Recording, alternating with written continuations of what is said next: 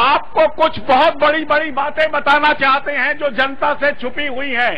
पहली बार मुझे मालूम है ये आज का भाषण प्रधानमंत्री सुनेंगे, सोनिया गांधी जी सुनेंगी, सारे भ्रष्ट मंत्री सुनेंगे, सबको पता है विश्व बंधु गुप्ता क्या है।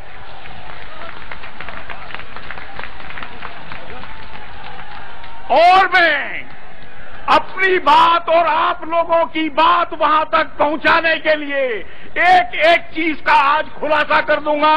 सुब्रमण्यम स्वामी जी मेरे दोस्त हैं, उनसे ज्यादा मैंने लड़ने वाला आदमी नहीं देखा, मुझे पता है। सुनिए, हम लड़ेंगे, मरेंगे। अब आपको मैं कहानी बताता हूं, ध्यान से सुनिए। इस देश के साथ धोखा कैसे दिया गया पिछले 6 सालों में, आराम से सुनिए। ये ऐसी कहानी है जो आपको सुनकर आपको चौंका देगी। हाँ जी, मैं प्रणब मुखर्जी से मिला जो भारत के वित्त मंत्री हैं। मैंने कहा, योर एक्सीलेंसी मिनिस्टर साहब, हमारा स्विट्जरलैंड में 70 लाख करोड़ हमारे लोगों का पैसा पड़ा हुआ है, आप उसको लाने के लिए कानून क्यों नहीं लाते?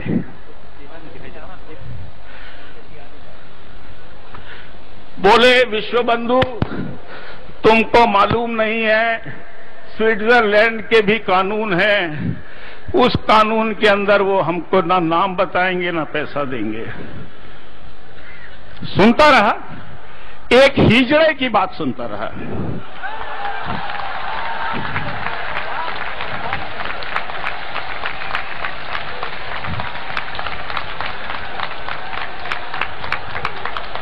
एक हिजड़े की बात सुनता रहा।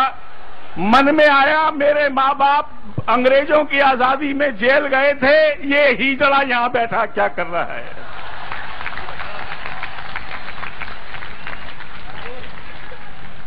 ना वो सिर्फ हिजड़ा है, वो झूठा है।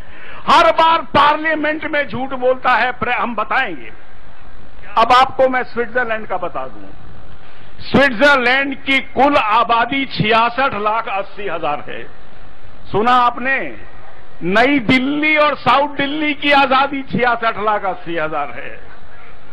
अगर 66,80,000 हिंदुस्तानी स्विट्जरलैंड पर जाकर कब्जा कर लेगा, मुझे मालूम है हम कब्जा कर लेंगे। अरे 120 करोड़ के देश के नेताओं, तुमको आज 66,20,000 का वो चोर मुल्क, सारे यूरोप के अंदर 18 साल की लड़की को वेश्यावृत्ति का करने का अधिकार दिया गया है। स्विट्जरलैंड यूरोप का अकेला देश है जहां पे 16 साल की लड़की से वेश्यावृत्ति कराई जाती है। स्विट्जरलैंड वो देश है जहां पर, अच्छा और सुनिए, मैं आपको और कुछ फैक्ट्स बताता हूं आपको। 2005 में, स्वामी जी आप सुनिए, आप इकोनॉमिस्ट हैं, सुनिए। 2005 में जिन बैंकर्स ने, स्विस बैंकर्स एसोसिएशन ने एक चिट्ठी लिखी सरकार को कि हम आपके देश में आना चाहते हैं। 2007 में वही बैंकर्स जिनके पास 70 लाख करोड़ रखा हुआ है, वो दिल्ली आए, उनकी फोटोएं हैं हमारे पास। उन्होंने कहा हमको हिंदुस्तान में स्विट्जरलैंड के बैंक खोलने दिए जाएं, हमको स्विट्जरलैंड का दुनिया में लूटा हुआ पैसा बंबई की स्टॉक मार्केट में लगाने दिया जाए। शर्म की बात है। चिदम्बरम साहब से मैं जवाब मांगता हूं, 2007 में स्विस बैंक्स को आजादी दी गई भारत के स्टॉक मार्केट्स पे सबका खेलने की। 2005 में भारत में 4 स्विट्जरलैंड के बैंक खोले गए और 8 इटली के बैंक खोले गए। ये वो इटली के बैंक हैं जिनमें घाटा हो रहा है, जिसको वहां का माफिया चलाता है। इससे आगे जाने की मुझे जरूरत नहीं है। जैसे बाबा जी ने बोला, मैंने बाबा जी को मैंने ही लिस्ट दी थी 8 बैंकों की। अगर बहन मेरी सोनिया जी अगर देश को लूटने आई हो तो लाल किले से ऐलान कर दो ऐलान। अगर हम में देश का खून है तो हम जीत लेंगे, और अगर तुम में इटली का खून होने का तुम में गर्व है तो तुम जीत जाना। एक बार ये लड़ाई आर पार की हो ही जाए तो अच्छा है। ये लड़ाई ज्यादा दिन नहीं चल सकती। मैं रोज टेलीविजन के आगे घुट घुट कर नहीं मर सकता इस देश के भ्रष्टाचार से। मैं तंग आ गया हूं, मैं बिल्कुल तंग आ गया हूं। बोलो भारत माता की, भारत माता की, भारत माता की। एक बात और बोलो, स्विस लुटेरों पे मैं बोलूंगा पैसा, आप बोलो वापस दो, वापस दो। स्विस लुटेरों पैसा, स्विस लुटेरों पैसा। इतनी जोर के आवाज लगाओ कि ज़्यूरिख पहुंचे। आपको कुछ हसन अली का खुलासा करता हूं। इनकम टैक्स डिपार्टमेंट जिसमें मैं कमिश्नर था, उसने पूना में छापा मारा। छापे में एक लैपटॉप पकड़ा गया जिसमें 17 नाम थे। एक नाम पढ़ा जा सकता था अदनान कशोगी का, बाकी 16 नाम कोडिट थे, समझ नहीं आ रहे थे। हमारे अफसर थक गए। उन्होंने कहा कि साहब ये नाम नहीं पता लग रहे। एक आदमी ने, एक ईमानदार ऑफिसर ने स्विट्जरलैंड को चिट्ठी लिखी, आप इन लोगों के नाम बता दीजिए। और कुछ हुआ ऐसे, उन्होंने कहा हम ये नाम देने को तैयार हैं अगर आपके वित्त मंत्री हमको चिट्ठी लिखते। सुनिए जरा, इस देश के चिदम्बरम का कैरेक्टर देखिए आप। वो आदमी को इस्तीफा देना पड़ेगा। हम आपको उसका कैरेक्टर बताते हैं, हम चिदम्बरम का कैरेक्टर बताते हैं। चिदम्बरम ने क्या किया, 17 आदमियों की लिस्ट लिखी। मुझे कारण मालूम नहीं उन्होंने चिट्ठी क्यों लिखी, लेकिन लगता है उनके मन में घूस खाने का लालच आया। उन्होंने कहा ये 50,000 करोड़ की मोटी मोटी बिल्लियां आ गई हैं, नाम आऊंगा, इनका ब्लैकमेल करूंगा और घूस खाऊंगा। इतिहास भी आदमियों से क्या क्या करा देता है। चिट्ठी लिखी गई, हसन अली के अकाउंट निकले, 17 नाम आए, लेकिन चिदम्बरम की किस्मत का घड़ा फूट गया। उसमें 3 पॉलिटिशियंस के भी नाम थे।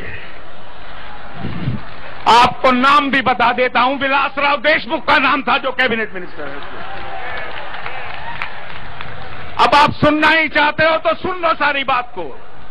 दिल्ली की मैं इसको संसद मानता हूं, हिंदुस्तान की संसद मानता हूं। विलासराव देशमुख का नाम था। और उसके बाद वो घोड़े बेचने वाला आदमी जिसने 70 जिसके करीब 70, ये करीब 50, कितने हुए साहब ये, $25 बिलियन, $20 बिलियन, 100 लाख करोड़ हो गया। 100 लाख करोड़ जिसने जमा कराया। फिर क्या हुआ, ये 3 साल पहले की बात है। आज भी हसन अली घूम रहा है। 3 आदमी। आज दूसरे का भी नाम सुन लो जो विलासराव देशमुख के साथ था, जो हसन अली को मिलने गया पूना में। उस आदमी का नाम है अहमद पटेल। सुन लो सोनिया गांधी जी, सुन लो।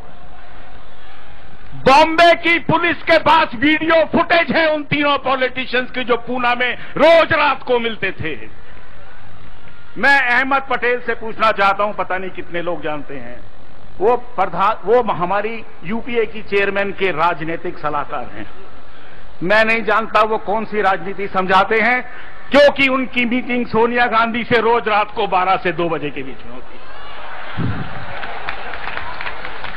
भारत के इतिहास में पहली बार मैंने राजनीतिज्ञों को रात को 12 से 3 बजे तक इकट्ठे अकेले बैठे देखा है।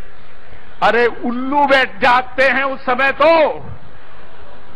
ये सोनिया गांधी जी बताएं, ये अहमद पटेल बताए कि हफ्ते में कम से कम 2 या 3 बार जब सोनिया गांधी का फोन आता था तो अहमद पटेल रात को 12 बजे गाड़ियां बदल बदल कर छुपने 10 जनपद किस लिए जाते थे, क्या होता था, क्या हिसाब तय होता था, क्या पैसे की बात होती थी, सारी दिल्ली को मालूम है। सुब्रमण्यम जी बैठे हैं। आज ये देश डिपार्टमेंटल स्टोर है। दिल्ली, हिंदुस्तान के इतिहास में इस सरकार ने वाइस चांसलर की पोस्ट भेजी। राज्यसभाएं बिक रही हैं 35 करोड़ की, हर चीज बिकी। और बिकते बिकते यहां तक आ गया, इस मुल्क की जमीन भी सरकार ने बेच दी। हसन अली हमको मालूम है दाऊद का आदमी है। दाऊद का वो ही क्यों है? 2G स्कैम में आपने शाहिद बलवा का नाम सुना? शाहिद बलवा पे 2G स्कैम ने एक आदमी के कारण आज मुल्क में मैं खड़ा होकर बोल पा रहा हूं, वो है सुप्रीम कोर्ट के chief justice of India Kapadia, जो एकदम निहायत ईमानदार आदमी है। मैं चाहता हूं, मैं बोलूंगा, कपाड़िया जी आप कहीं जिंदा रहें। कपाड़िया जी, कपाड़िया जी, कपाड़िया जी। उस आदमी ने मजबूर किया सीबीआई को, आप जाइए, अनिल अंबानी को पकड़िए, टाटा को पकड़िए, शाहिद बलवा को पकड़िए, वीडियोकॉन के दूत को पकड़िए, एसआर के रुइया को पकड़िए, इनको लेकर आइए और आज सब चक्कर काट रहे हैं। लेकिन हुआ इसके बाद कुछ और भी। शाहिद बलवा के यहां जब छापा पड़ा तो बहुत बड़े बिल्डर हैं, वो पहले सड़क पर चलते थे थोड़े दिन पहले, उनके पास कागजों में शरद पवार के कागज मिले, हजारों करोड़ घूस के।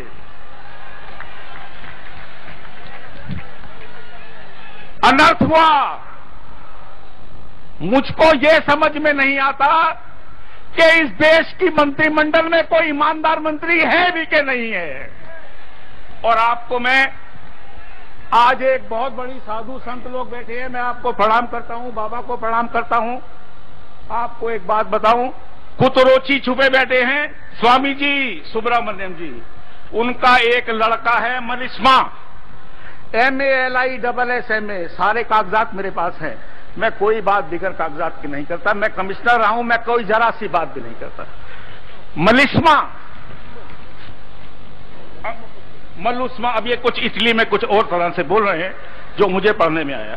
उस आदमी ने 2005 में अंडमान निकोबार में तेल की खुदाई का ठेका लिया, इस सरकार के अंदर लिया। जिस कुतरोची को ये आप स्वामी जी बोलते हैं, ढूंढो मलिस्मा को इटली की सबसे बड़ी racketeer company ENI limited India के नाम से खोला गया। कुतरोची के लड़के का दफ्तर मेरिडियन होटल के अंदर है। चल पड़ो, चलो वहीं तोड़ के तोड़ देते हैं उसको साले का।